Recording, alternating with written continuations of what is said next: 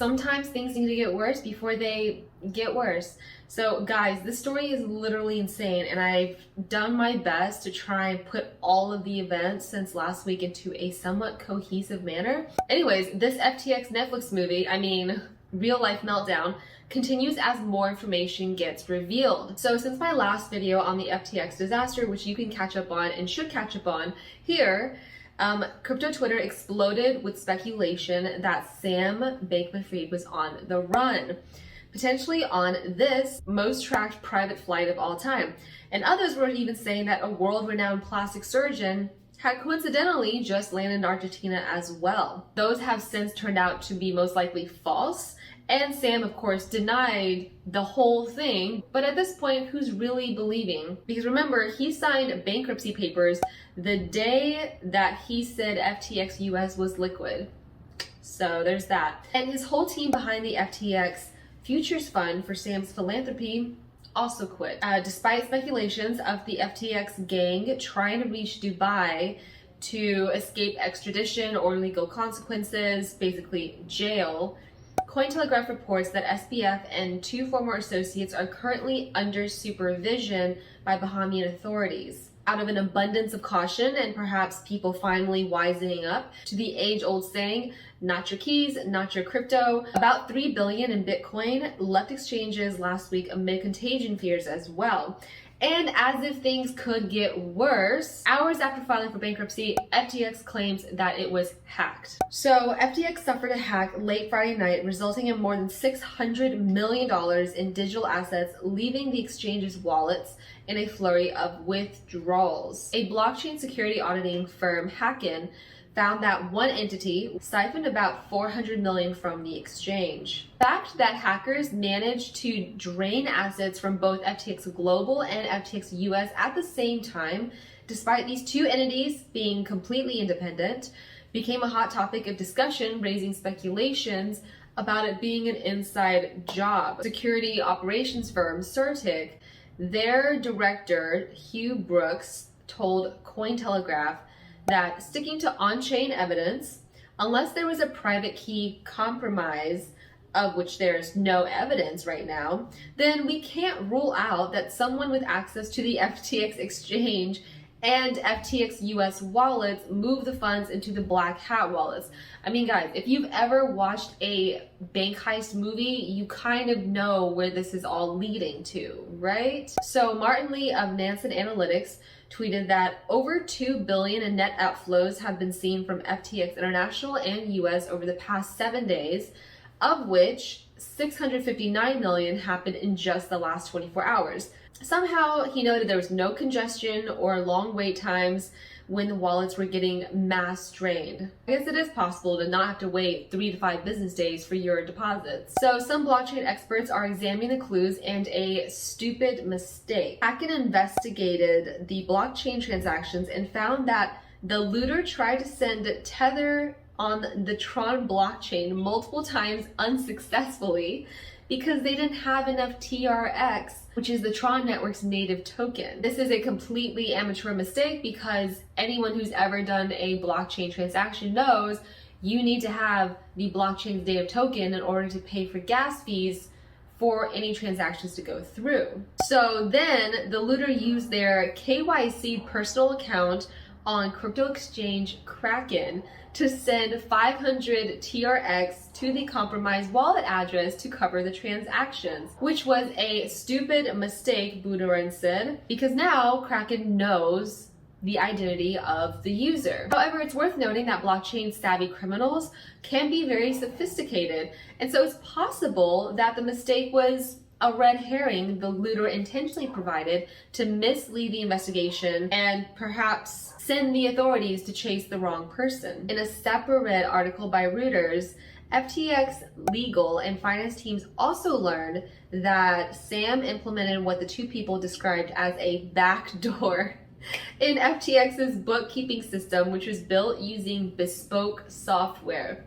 They said the backdoor allowed Sam to execute commands that could alter the company's financial records without alerting other people, including external auditors. This setup meant that the movement of the $10 billion in funds to Alameda did not trigger internal compliance or accounting red flags at FTX, they said. How convenient. So ftxhacked, which is a very prominent blockchain sleuth on crypto Twitter, he tweets that it seems there's two separate groups involved with the FTX funds fiasco. There's a black hat hacker who was the first to withdraw, bridging assets, swapping altcoins for ETH, DAI, and BNB, and took losses from slippage. And then there's a white hat hacker, probably from FTX, when they saw that the funds were getting siphoned, who tried to expedite funds withdrawn later on to a cold storage, funded via a centralized exchange, and the funds were sent to a multi-sig. So of the 400-ish that was hacked, around 200 seems to have been recovered by FTX. And it just keeps getting better because right after the hack, it was confirmed by an official FTX Telegram channel that FTX is now malware. Don't go on FTX site as it might download Trojans. Unlink your bank account if you had it to FTX because it looks like FTX was trying to access certain customers' bank accounts, as well as sending text messages and emails to the customers, prompting them to download a new update. And in response to that, they said, yes, we have suspended FTX access to all consumer data via Plaid, because I believe that they were a third party connecting the customer bank accounts and FTX. And then Tether, in an unprecedented move, they froze about 46 million of FTX's USDT, setting a new precedent. They also blacklisted 31.4 million USDT following FTX's alleged hack. Other on-chain sleuths are noting that FTX seems to be minting arbitrary amounts of FTT, which is their native token. 196 million additional FTT, worth $1/3 billion, transferred from the FTX Deploy wallet. The current circulating supply is supposed to be only 133 million. So apparently all of these remaining tokens that were supposed to be staked just all got deployed. CZ, the CEO of Binance, tweeted that they've seen at least 3 cases of users who share their API key with third-party platforms such as Skyrex and 3 which apparently have been compromised or at least exposed to this FTX contagion. And they've seen unexpected trading on their accounts. So obviously, if you haven't been following everything on crypto Twitter where you should be, if you are at all involved, delete FTX, delete all the apps, don't go to the website, delete your API keys in relation to FTX and any of its exposed counterparties, and of course, suspend FTX access to any of your bank accounts and all consumer data. Now, onto plausible SEC corruption involved with the FTX case. The existence of a corrupt relationship between Sam Bankman-Fried and Gary Gensler is becoming more and more plausible as more facts come out. The latest of which is that the FTX General Counsel used to report to Gary Gensler at the CFTC as his lead counsel. Screenshot of Ryan Miller, General Counsel at FTX US, who also was at the Commodities Futures and Trading Commission for 3 years and 4 months. Then there's also the very convenient relationships of Alameda CEO Caroline-Ellison, who, by the way, used to date Sam, also is the daughter of Glenn Ellison, who is the department head of economics. And guess what? Gary Gensler, the SEC chair, used to be a former professor of economics, meaning that Caroline's dad used to be Gary's boss. You have the CEO of FTX dating somebody who was also the CEO of his sister company, Alameda, who many people believe that he pretty much had full control over, and she was the daughter of Gary Gensler's ex-boss. Let's meet Caroline Ellison. Degree. Use very little math. Use a lot of elementary school math. Being comfortable with risk is very important.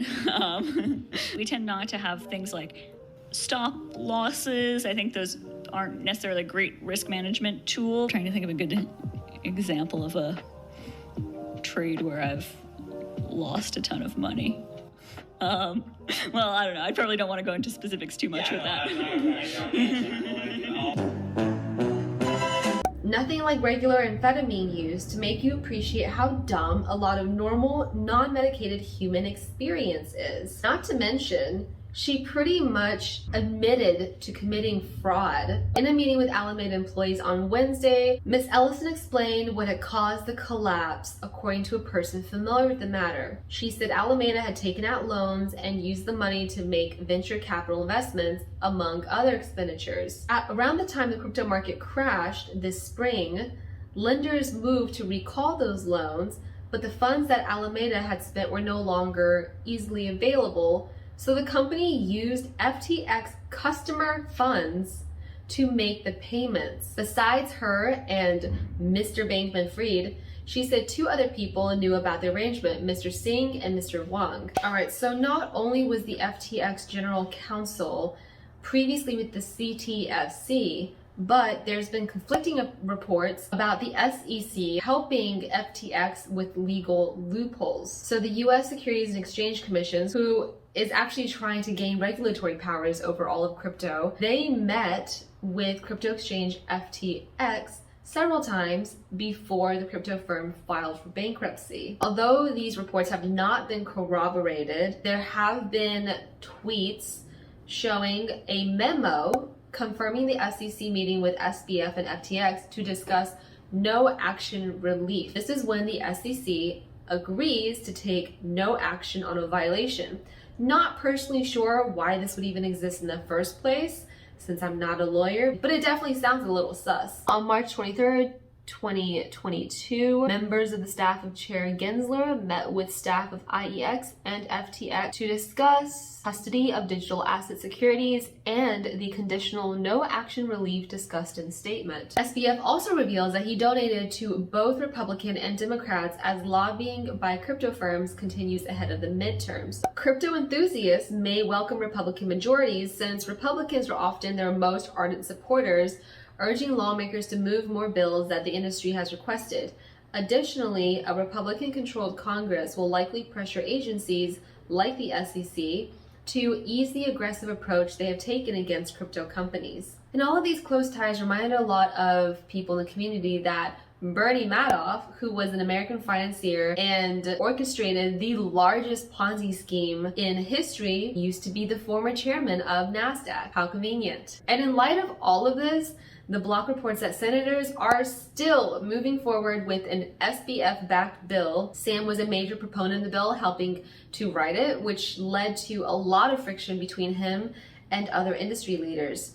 One of those people being Eric Voorhees, who had a really great and enlightening debate with Sam a few weeks ago, actually, and I'll try to put that link in the description below if you're interested to watch more of it. So this bipartisan bill would increase oversight of cryptocurrencies considered to be digital commodities in the US, like Bitcoin. And this obviously angered a lot of people in the industry who says that this bill is actually anti-crypto. Interestingly enough, JP Morgan said something that actually made sense. While the news of the collapse of FTX is empowering crypto skeptics, we would point out that all of the recent collapses in the crypto ecosystem have been from centralized players and not from decentralized protocols, which is actually a very pro-crypto thing to say. Because the last thing that the industry wants or needs is more regulation oversight into decentralized protocols, which would effectively kill the innovation in that space and largely ignore all of the damages that have been done to investors by centralized exchanges and lending firms. What caught Bankman-Fried? Not the SEC, not the CFTC.